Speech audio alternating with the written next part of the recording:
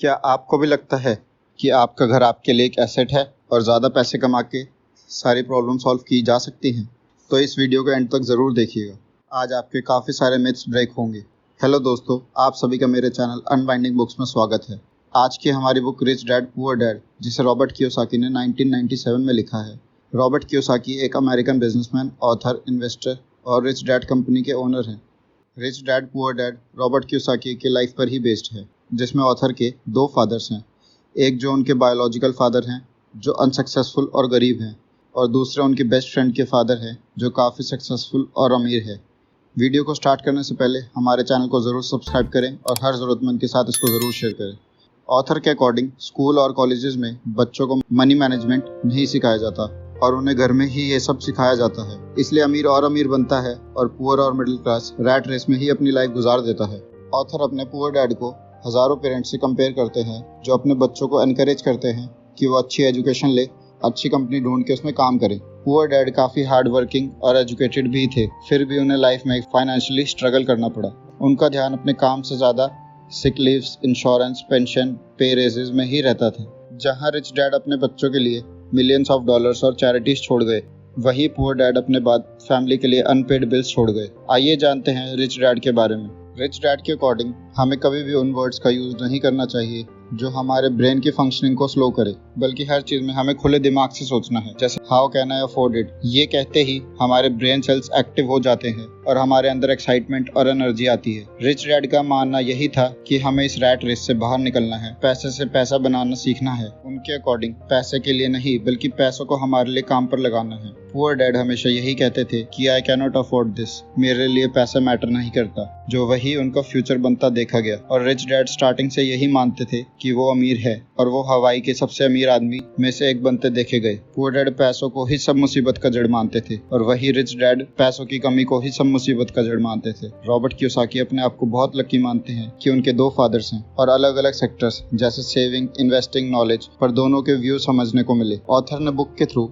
Assets और liability को बहुत इजी वे में समझाया है और बताया है रिच अपने लिए एसेट साइड बिल्ड करता है, जबकि पुअर साइड लायबिलिटीज बिल्ड करता है। Chapter 1, the rich don't work for money.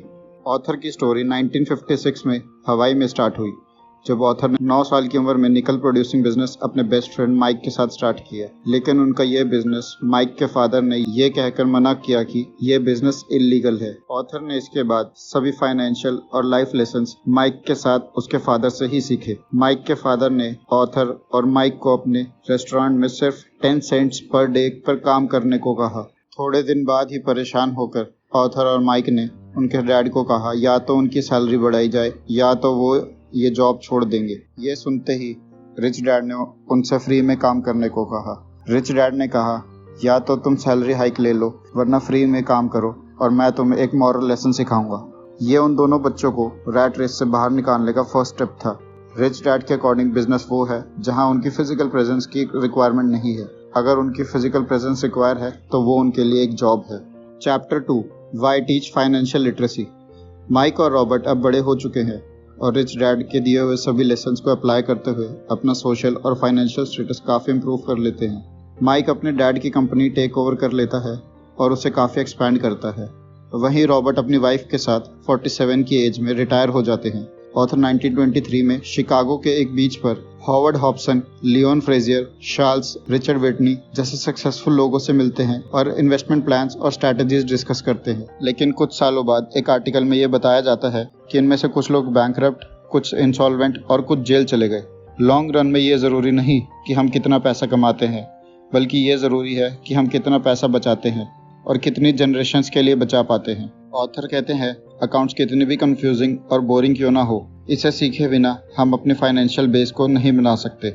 Author के अकॉर्डिंग हर वो चीज़ जिससे उनके पॉकेट में पैसा आए वो उनके लिए एक एसेट है और हर वो चीज़ जिससे उनके पॉकेट से पैसा चला जाए वो उनके लिए एक लायबिलिटी है। रिच अपने लिए लॉन्ग रन में एसेट्स एक्वायर करते हैं, वही पुअर और मिडिल क्लास लायबिलिटीज एक्वायर करते हैं जो उनके अकॉर्डिंग एसेट्स हैं, जिसकी वजह से उनकी अकाउंटिंग स्टेटमेंट हमेशा ऊपर नीचे रहती है। कैश स्टेटमेंट किसी भी इंसान की फाइनेंशियल स्टोरी बता देती है। रिच अपने एसेट्स के थ्रू इनकम जनरेट करते हैं और फिर एक्सपेंसेस करते हैं, वही पुअर और मिडिल क्लास अपनी सारी सैलरी, एक्सपेंस और लायबिलिटीज पर यूटिलाइज करते हैं। दोनों की स्पेंडिंग हैबिट्स और इनकम डिफरेंटली बढ़ते हैं। पुअर और मिडिल क्लास अपने इनकम के पैरेलल अपने एक्सपेंसेस बढ़ाता है, वहीं रिच अपनी इनकम बढ़ा के एक्सपेंसेस लिमिटेड रखता है और एसेट्स एक्वायर करता है। ऑथर हर इंसान को चैलेंज करते हैं जो अपने घर को बिगेस्ट एसेट और इन्वेस्टमेंट मानते हैं। ऑथर के लिए घर एक लायबिलिटी है और वो इसे 3 सिंपल स्टेप्स में समझाते हैं। अपॉर्चुनिटी कॉस्ट, सेम अमाउंट अगर हम दूसरे एसेट्स में लगाएं जिसमें ग्रोथ अपॉर्चुनिटी ज़्यादा हो। सेकंड, हायर एक्सपेंसेस, घर के साइज के पैरेलल ही उसके एक्सपेंसेस भी इंक्रीज हो जाते हैं, जैसे होम लोन और maintenance cost. Third, lack of education, poor और मिडिल क्लास अपनी इनकम का मेजर चंक होम लोन और कार लोन में निकाल देते हैं और सेविंग्स के नाम पर उनके पास एंड में कुछ नहीं बचता, जिसकी वजह से वो इन्वेस्टमेंट वर्ल्ड में एंटर ही नहीं कर पाते। Chapter 3, mind your own business, हमारी जॉब हमारे लिए बिजनेस नहीं, वो हमारा प्रोफेशन है। हमें अपने खुद का बिजनेस तैयार करना है और उसको एक्सपैंड करना है। इन सभी के साथ साथ हमें साइड इनकम के लिए रियल एसेट्स जैसे stocks, bonds, income from real estates, royalties etcetera जैसे एसेट्स बिल्ड करने हैं। Chapter 4, the history of taxes and the power of corporations. Author के अकॉर्डिंग उनके रिच डैड को टैक्सेस के साथ स्मार्टली प्ले करना आता है, वही उनके educated dad lack of knowledge की वजह से अपनी इनकम का साइजेबल पोर्शन टैक्स में देते थे।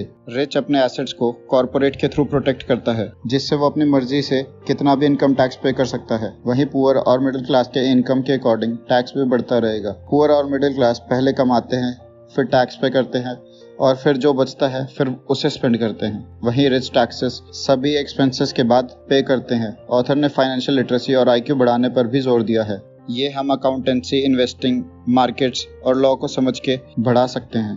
Chapter 5, the rich invent money. Real world में स्मार्ट और हार्डवर्किंग से ज़्यादा बोल्ड लोग सक्सेसफुल बनते हैं।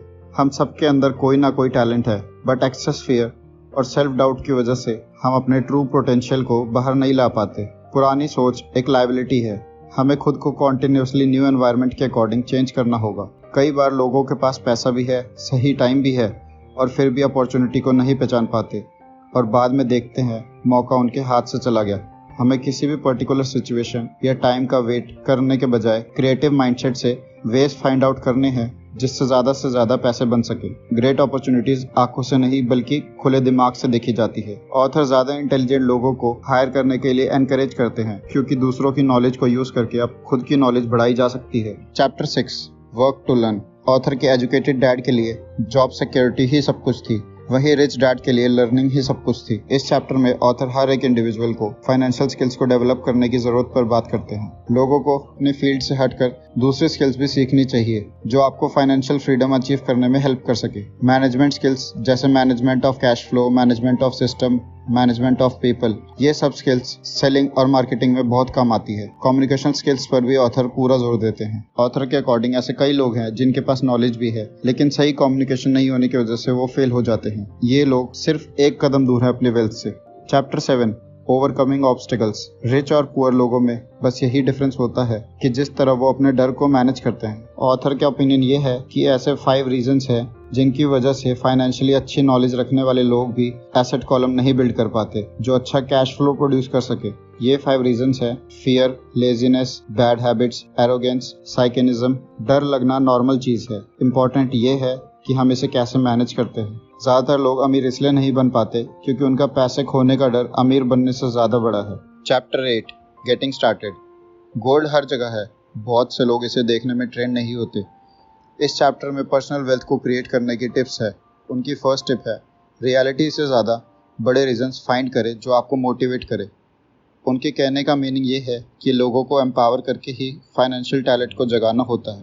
वो कहते हैं लोगों के पास लाइफ में जीने के लिए एक स्ट्रॉन्ग और रियल पर्पस होना चाहिए। ऑथर लोगों को केयरफुली फ्रेंड्स चूज करने की एडवाइस देते हैं। वो उन लोगों के साथ टाइम स्पेंड करने की सलाह देते हैं जो आपको मनी के बारे में बात करने को एनकरेज करे और जो बहुत ही वैल्यूएबल लेसन है। ऑथर का बिलीफ ये है कि लोगों को किसी भी एक फील्ड में स्टडी करनी चाहिए और फिर बाहर निकलकर दूसरी चीज़ें भी सीखनी चाहिए। ऑथर का ये सजेशन है कि हमारी लाइफ में एक आइडल होना बहुत ज़रूरी है क्योंकि ये हमें इंस्पायर करता है और लाइफ को ईजी बनाता है और हमारे माइंड की सोच को एनकरेज करता है। अगर वो ऐसा कर सकता है तो मैं क्यों नहीं कर सकता। एक और चीज़ जो ऑथर दूसरे लोगों में ऑब्जर्व करते हैं कि लोग खुद को पहले पे नहीं करते। उनके अकॉर्डिंग 3 चीज़ें मैनेज करनी बहुत ज़रूरी हैं: कैश फ्लो, पीपल और पर्सनल टाइम। एक और टिप जो ऑथर देते हैं, दुनिया में ऐसी पावर है जो हमारे कंपैरिजन में बहुत ज़्यादा स्मार्ट है। आप अपने दम पर ये कर सकते हैं, लेकिन कई बार दूसरों की पावर की हेल्प से ये करना आसान हो जाता है। Chapter 9 still want more, here are some to dos. ये चैप्टर लास्ट चैप्टर का ही सप्लीमेंट है। ऑथर रीडर्स को न्यू आइडियाज देखने के लिए एनकरेज करते हैं और इंडिविजुअल माइंड को पिक करने के लिए बोलते हैं, जिनके पास एक्सपीरियंस हो या वो कर चुके हो, जो हमें करने के लिए एस्पायर करते हैं और सीखने की पावर को अलाइव रखते हैं। ऑथर हमें डिफरेंट कोर्सेज करने के लिए,